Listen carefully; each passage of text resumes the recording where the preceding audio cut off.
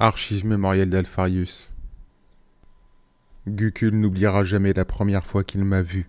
Annie et Sève se sont spontanément agenouillés quand je me suis révélé. Annie aurait pu être stupéfaite sous l'effet de la surprise en voyant quelqu'un dont l'apparence était similaire à celle du guerrier de son souvenir. Mais que dire de sa conjointe? Sève n'avait jamais vu cet être. Pourquoi, alors, avait-elle été frappée de la sorte par ma véritable apparence? Comment mes frères et moi pouvons-nous rester humbles face à de telles réactions?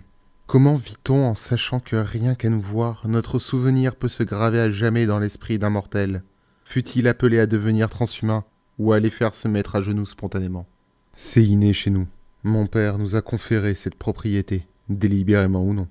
Je ne sais pas s'il avait eu pour intention que notre nature inspire une admiration stupéfaite chez les humains en jouant sur quelques ressorts primitifs, ou si ce n'est qu'un effet secondaire. Peut-être sommes-nous aussi éloignés de nos fils génétiques qu'eux-mêmes le sont des mortels dénués de leurs améliorations. Quoi donc d'étonnant à ce que les mortels ressentent cela d'instinct? Quelles qu'aient pu être les intentions de mon père? J'ai été témoin de quelque chose d'analogue quand des mortels sont confrontés à la puissance écrasante d'une machine divine de Mars. Mais, mes frères et moi, pouvons-nous vraiment avoir le même impact sur la psyché humaine qu'un titan de plastacier haut de 40 mètres, aux armes capables de raser des immeubles en quelques secondes, et alimenté par un réacteur à fusion? Même en gros, même le géant qu'est Magnus ne saurait soutenir la comparaison. Mais d'un autre côté, Magnus pourrait bien être assez puissant pour venir à bout d'un tel seigneur des batailles au moyen de sa sorcellerie. Quant à Angron, sans pouvoir affirmer qu'il pourrait vaincre un titan lui seul, je ne peux pas non plus prouver qu'il échouerait. Je sais en tout cas qu'il essaierait s'il le fallait, et même que cela le ravirait. Peut-être est-ce notre dichotomie intrinsèque qui provoque pareille réaction. Nous sommes visiblement d'origine humaine, encore que de stature nettement plus grande. Aussi n'y a-t-il peut-être rien d'étonnant à ce que nous stimulions cette part de la psyché humaine qui aspire à être guidée par quelque chose de familier, mais transcendant. Or, nous ne sommes pas des dieux. Pas même notre Père, si fabuleux que son pouvoir puisse être, qu'importe ce que colportent les imbéciles. Et dans ce contexte, oui, je compte mon frère Lorgar parmi ces derniers. Nous ne sommes pas des dieux. Nous sommes des créations de la science. Et c'est bien là notre problème, car nous sommes ni des dieux, ni des hommes. Nous sommes des versions déficientes des deux.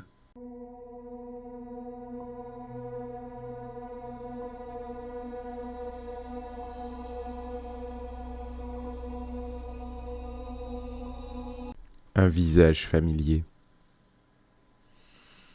Nous nous posâmes à Primeville sans qu'interfèrent les autorités de Volta Beta, et nous débarquâmes aussitôt du Terras Glorii. Le capitaine Lanesra avait pour instruction de gérer sa cargaison comme si de rien n'était, mais en restant disponible de sorte à nous ramener d'urgence à l'Argolisa au besoin. Les chasseurs de têtes de score se mirent en chasse sans attendre et disparurent dans les ténèbres, tandis que Gucul et moi prenions une autre direction. Nous portions des manteaux à capuchon, davantage pour estomper notre taille que pour masquer notre visage. J'exerçais mon don pour me rendre plus discret aux yeux d'éventuels observateurs, et Gucul entretenant un voile psychique de faible intensité. La taille moyenne des natifs de Volta Beta n'était guère inférieure à celle des guerriers des Astartés, et les plus grands auraient pu regarder Gucul droit dans les yeux sans lever la tête. Nous n'étions donc pas des géants en comparaison, mais Gucul devait faire 2 voire 3 fois la masse d'un Voldan. Néanmoins, de par la nature de la population et les échanges avec l'Imperium qui impliquaient des visiteurs de toutes sortes, nous pûmes passer relativement inaperçus. Nous traversâmes un quartier marchand encore fréquenté bien que nous fussions en plein dans le cycle nocturne de 18 heures propre à Volta Beta, et cela sous une légère ondée. Je nous guidai vers un étal de légumes locaux qui proposait de longues tubercines blafardes, des citrourges trapus et des radibules violacés. Si j'avisais cet étal en particulier, ce n'était pas pour ses produits, mais pour son enseigne qui comportait des symboles en usage chez les collaborateurs de ma légion. L'alpha stylisé de la langue élaque remontant à l'antiquité de Terra et la chaîne intacte. Sans être dissimulés, ils étaient habilement intégrés à l'enseigne d'une façon esthétique. J'ai toujours souligné l'avantage qu'il y a autant que possible à se cacher en se montrant au grand jour. La tenancière était une autre Volden, dont la robe était brodée d'un fil indiquant un statut social aussi bas que celui du capitaine Lanesra. Elle nous observa d'un air interrogateur lorsque nous approchâmes de son étal, sans paraître deviner immédiatement qui nous pouvions être. « Salutations, dit Gucul en bas gothique. Nous cherchons un narrateur. »« Je vends des légumes, et non des contes, mais je pourrais vous aider, dit la marchande. À quel sujet voudriez-vous en entendre un ? L'Hadès, répondit Gucul. Ce n'était pas moi qui avais choisi ce mot qui désignait une bribe survivante de la mythologie des temps anciens de Terra, à propos de contrées inférieures où un frère pouvait être exilé par-delà la mort. Les réfugiés ont toutes sortes d'histoires à raconter, dit la tenancière. Ce sont eux qui pourraient vous fournir ce que vous cherchez. Et sinon, qu'est-ce que ce sera ? Je choisis un radibulbe, que je payai avec un trône impérial. La marchande me rendit la monnaie, et nous reprîmes notre route sans nous retourner. Je glissai la monnaie dans une bourse à ma ceinture, en effleurant du pouce une pièce qui semblait différente. Elle comportait une série de bosses, un langage tactile que j'avais inventé et dont j'avais disséminé l'usage dans mon réseau, afin de pouvoir transmettre des informations dans des circonstances où il était trop risqué de les prononcer ou de les écrire. 4 et 27, rapportai-je. Bâtiment 4, salle 27, compléta Gucul. Plus loin devant nous se trouvait le quartier des réfugiés, des édifices publics réquisitionnés à la hâte pour héberger ceux qui avaient fui les maléfiques Rangdiens. Des rapports mentionnaient que sur Volda Beta, les autochtones voyaient les nouveaux arrivants d'un mauvais œil, car ils sous-estimaient manifestement la capacité des infrastructures d'accueil. Ce n'était pas une préoccupation rationnelle, car l'administration impériale connaissait fort bien la situation et savait comment allouer des ressources aux zones concernées. Mais on ne peut ni prédire ni contrôler les réactions de l'humanité au moyen de la logique et de la raison. Entrevoyant une pression potentielle sur leur mode de vie, même de courte durée, les habitants de Volta Beta cherchaient des coupables. Certains avaient focalisé leur ire contre l'Imperium lui-même, comme les meneurs que Score et son équipe devaient faire disparaître en ce moment même. Mais d'autres avaient orienté leur hostilité contre ceux qui pouvaient le moins s'en défendre. À mesure que nous approchions du cantonnement des réfugiés, la foule changeait de composition autour de nous. Après n'avoir côtoyé quasiment que des habitants du cru, nous observions une diversité croissante de styles vestimentaires, de morphologie et même de dialectes. Le gothique était bien entendu la langue officielle de l'Imperium, mais il se juxtaposait à d'innombrables langages vernaculaires et patois propres à tel ou tel système, voire à une planète ou à un groupe ethnique. Je discernais en outre une différence de posture.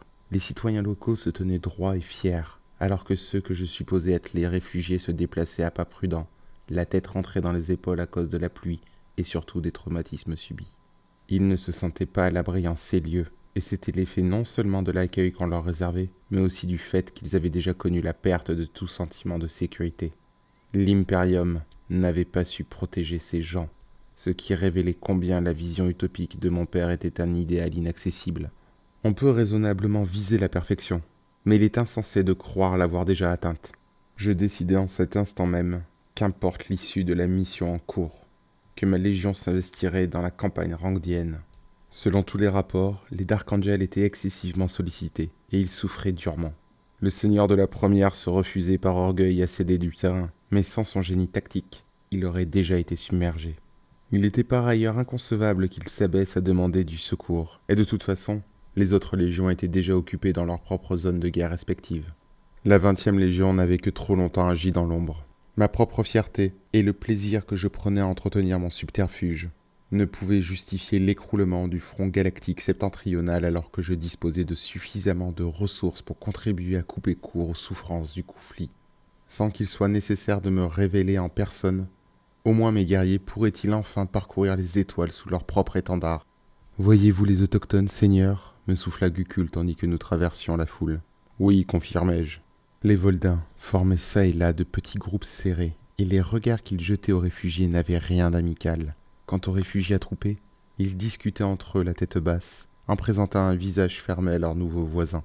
C'était une réaction naturelle que de se réconforter en demeurant dans un cercle familier suite à tant de tribulations. Mais les habitants ne le voyaient pas de cet œil. Je sus, rien qu'à les voir, que pour eux les réfugiés étaient indignes de confiance et potentiellement hostiles. Ils ne comprenaient manifestement pas que leur propre attitude était analogue à celle des arrivants, mais qu'ils avaient bien moins de raisons de réagir de la sorte. Cette tension pouvait dégénérer. Peut-être faudrait-il conseiller le gouverneur planétaire. Il allait me falloir réfléchir à la meilleure façon de le faire, mais sur ces entrefaites nous approchions de ce qui devait être le bâtiment 4. C'était encore tout récemment une scolam, d'après la plaque apposée à l'entrée principale, et qui à présent servait de logement à ceux qui avaient fui l'offensive rangdienne. Nous gravîmes les marches pour, sitôt le seuil franchi, arriver dans un atrium ostentatoire où se blottissait un échantillon de l'humanité.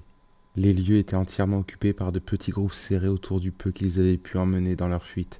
L'air bruissait, non de conversations détendues, mais de voix où transparaissait la peine, l'inquiétude, voire le désespoir. Une femme en uniforme de l'administratum impérial nous vit entrer et se pressa de venir à notre rencontre. J'ignore au juste ce qu'elle avait pu voir, mais en tout cas, elle n'en paraissait nullement intimidée. « Nous n'avons plus de place !»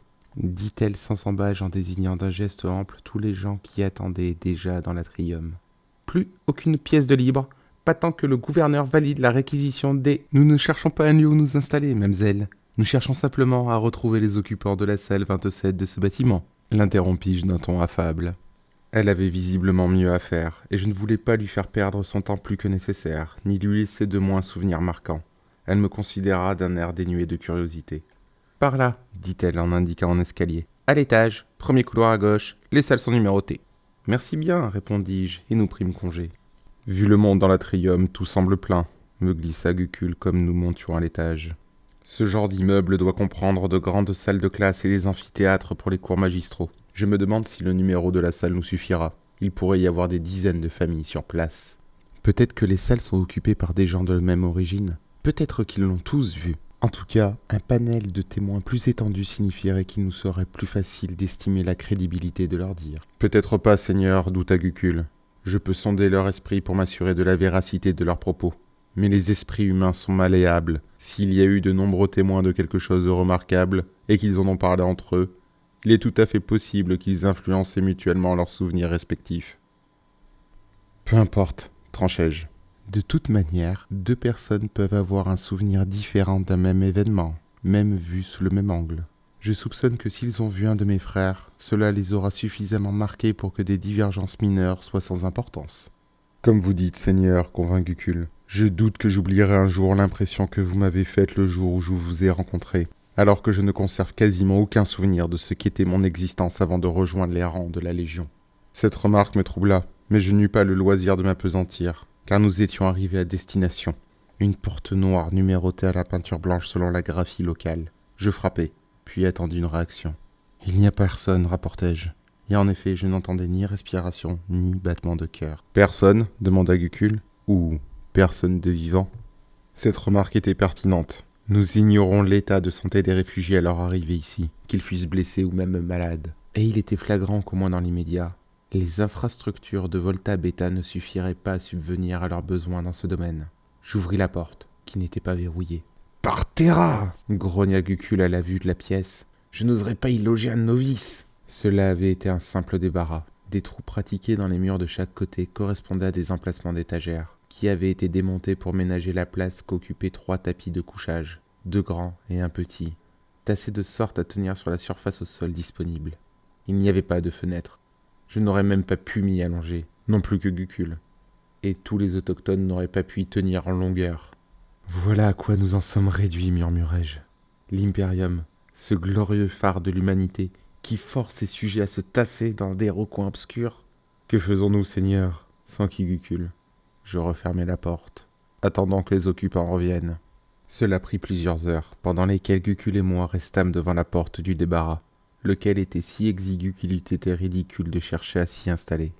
Nous fûmes gratifiés de regards intrigués de la part des nouveaux occupants de la scolam qui passaient dans le couloir, mais personne ne tenta de s'adresser à nous. Je doutais que cela ait simplement tenu à notre carrure dissuasive, car même avec nos mesures pour nous rendre plus discrets, nous demeurions manifestement imposants. J'avais pour idée que cela tenait à la nature du lieu, qui n'était pas une communauté et ne le deviendrait peut-être pas. Personne ne savait qui était censé être dans les parages ou pas. Personne n'avait seulement envie de prendre l'initiative de s'en enquérir, dans la mesure où nous n'attendions pas à leur propre porte. Enfin, j'entendis monter un bruit de pas fatigués, puis 2 adultes et une enfant nous apparurent. Elles se figèrent en nous découvrant, à 20 mètres de là. « Nous ne vous voulons aucun mal, nous aimerions seulement vous parler », affirma Gucul. Je perçus la légère onde de suggestion psychique dont il tissait sa voix afin de les convaincre de sa sincérité. Et c'était d'autant plus convaincant que c'était véridique. Elles se rapprochèrent, passablement rassurées malgré leur incertitude. Je suivais leurs regards qui se portaient tour à tour vers chacun de nous dans l'espoir de déterminer qui nous pouvions être. Je me demandais alors ce qu'ils voyaient au juste. Était-ce quelque image claire de quelque chose d'imprécis ? Était-ce une perception apparemment bien concrète sur le moment, mais qui allait se métamorphoser en incertitude brumeuse dès que nous serions hors de vue ? En tout cas, elle n'était pas Volden. Une des adultes portait une sorte d'épaisse cotte grise. du genre que mettent les mécaniciens ou opérateurs de machinerie susceptibles de s'agenouiller ou même de ramper parmi les lubrifiants ou autres produits contaminants. J'imaginais que ce lourd vêtement était tel que lorsqu'elle avait dû quitter en toute hâte son poste de travail lorsque sonna l'évacuation. Quant à l'autre adulte, elle portait une robe multicolore qui semblait de facture élégante, mais qui était maintenant tachée et déchirée. Entre elles, une fillette les tenait par la main, et elle portait le genre d'habits simples et solides avec lesquels on permet aux enfants d'aller jouer dehors. Elle semblait à moitié endormie, mais malgré sa jeunesse, on voyait la forme de ses yeux, de son nez, de sa bouche, et même l'inclinaison de ses oreilles, que son visage conjuguait des traits physiques des deux adultes. Soit la fillette était avec sa mère, et peut-être la sœur de son père, soit elle était le produit de quelque génie génétique qui avait combiné l'ADN des deux adultes. Je me sentis proche d'elle d'une certaine façon. Ce concept n'était pas fondamentalement différent si ce n'était pas la complexité de ce que mon père avait fait avec mes frères et moi. Confronté à des limites biologiques, l'humanité avait trouvé un moyen de les outrepasser pour aboutir au résultat souhaité. Bien entendu, cette fillette était bien plus humaine que je ne pourrais jamais l'être. Voici Akil, dis-je, et je m'appelle Alpharius. Mon nom ne signifiait rien à l'époque, il n'y avait aucune raison de ne pas le donner. Annie Nezra, répondit avec hésitation la femme en cotte de travail. Voici Sève, mon épouse, et notre fille, Cédie.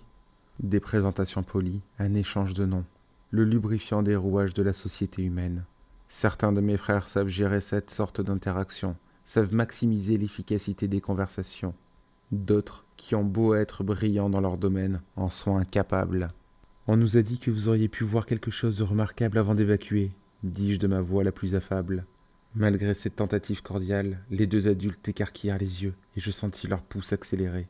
La simple mention de ce qu'elles avaient pu vivre suffisait à raviver leur anxiété. « Nous avons vu beaucoup de choses, » hasarda la femme en robe. « Je ne sais pas si on peut les qualifier de remarquables. » J'allais reprendre la parole, et m'en abstins quand un nouveau groupe de réfugiés déboucha de l'escalier et nous dépassa en file indienne. Ce n'était pas le lieu adéquat pour une conversation aussi délicate. Je regardai vers l'autre extrémité du couloir, où une fenêtre donnait sur Primeville. Elle n'était guère éloignée des portes des deux autres pièces, a priori plus spacieuse et avec davantage d'occupants, mais au moins personne n'aurait de raison de passer près de nous. Gucul aurait certes pu occulter notre conversation, mais il devait déjà dissimuler sa propre apparence, et il lui faudrait probablement sonder la véracité des dires d'Annie et Sève. Aussi valait-il mieux lui épargner une troisième charge simultanée, sous peine que l'une ou l'autre de ses tâches en pâtisse. « Allons donc parler là-bas, proposai-je. » Annie regarda sa fille. Cédie ne tenait manifestement plus debout. « Elle doit se coucher. »« Faites, vous nous rejoindrez ensuite. Elle n'a rien à craindre. Nous pourrons voir la porte, et tant qu'on verra la porte, elle ne risquera rien. » Je n'avais aucun don psychique pour inspirer confiance, mais le son de ma voix parut avoir une qualité de cet ordre, nonobstant la dissimulation de ma véritable nature. Annie ouvrit la porte du débarras pour coucher Cédie, puis elle referma en silence et nous suivit ainsi que Sève à l'autre bout du corridor. En passant, je regardai par la fenêtre Primeville qui brillait sous la pluie nocturne. Quelque part dehors, mes chasseurs de têtes éradiquaient les ennemis de l'Imperium. À vrai dire, ils avaient probablement déjà accompli leur mission, et n'avaient plus qu'à attendre qu'on les joigne. « De quoi est-ce qu'il s'agit » demanda Sève derrière moi. « D'un guerrier, répondis-je en lui faisant face. Un guerrier singulier. J'ai entendu des rumeurs parlant d'un tel être combattant les vermines xénos qui ont attaqué votre monde. Je suppose que vous en avez été témoin. »« Pas moi, répondit Sève en secouant la tête. Elle se tourna vers sa conjointe. « Moi, oui, souffla Annie. Je ne l'oublierai jamais. » Je hochai la tête. En réalité, peut-être qu'elle l'oublierait malgré tout, car Gucul pourrait devoir altérer ses souvenirs pour éviter que ces informations tombent entre de mauvaises mains, ce qui la protégerait des éventuels interrogatoires par une tierce partie moins polie que nous. Cela restait cependant à voir. Pourriez-vous m'en faire une description ? Annie déglutit. Manifestement, l'évocation de ce souvenir était en soi un traumatisme. Les sirènes ont retenti. D'abord, on s'est dit que c'était trop tôt pour débaucher, mais on n'allait pas s'en plaindre. Et ensuite, on a compris que ça signalait autre chose. Tout le monde est sorti en courant, et c'est là qu'on les a vus. Ils... Nul besoin de me décrire les xénos, coupai-je à la vue de ses lèvres tremblantes. C'est uniquement le guerrier qui m'intéresse. Je ne sais pas d'où il est venu, poursuivit Annie en se ressaisissant. Il faisait nuit à ce moment-là, mais j'aurais cru que quelqu'un comme ça, je l'aurais remarqué avant. Vous comprenez ? Notre hub était à un bloc du Manufactorum. Je suis rentré chercher Sève et Cédie, et on est parti tout de suite au spatioport. L'ordre d'évacuer avait été donné. Il y avait la foule. Tout le monde se pressait vers les navettes en priant l'empereur que si seulement on pouvait décoller, il y aurait des vaisseaux en orbite pour nous emmener. Tout à coup, les Xénos se sont retrouvés là, et lui aussi. J'ai entendu des grands bruits derrière. Je me suis retourné. Je m'attendais à voir un monstre Xéno. Moi, j'ai continué à courir sans me retourner, intervint Sève. C'est pour ça que je n'ai rien vu. Un guerrier gigantesque, dit Annie, le regard passablement troublé. J'ai même cru un instant que ce pouvait être l'empereur en personne. Mais c'était idiot. Tout le monde sait qu'il a une armure d'or, et qu'on ne peut pas le regarder sans devenir aveugle. Je ne dis rien. J'avais déjà regardé le visage de mon père, même si je dois reconnaître qu'il est difficile de soutenir cette vision plus d'un bref moment. Les paroles d'Annie dénotaient une trace inquiétante de croyance en la divinité de mon père, mais ce n'était pas ma préoccupation prioritaire en cet instant. À quoi ressemblait donc ce guerrier, demandai-je. D'abord, il était tête nue, mais il a mis son casque après avoir tué les 2 premiers monstres, décrivit Annie.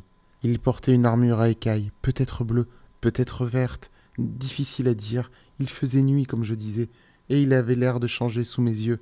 Il maniait une grande lance, et soit il poussait des hurlements déchirants, soit c'étaient les bêtes qu'il massacrait.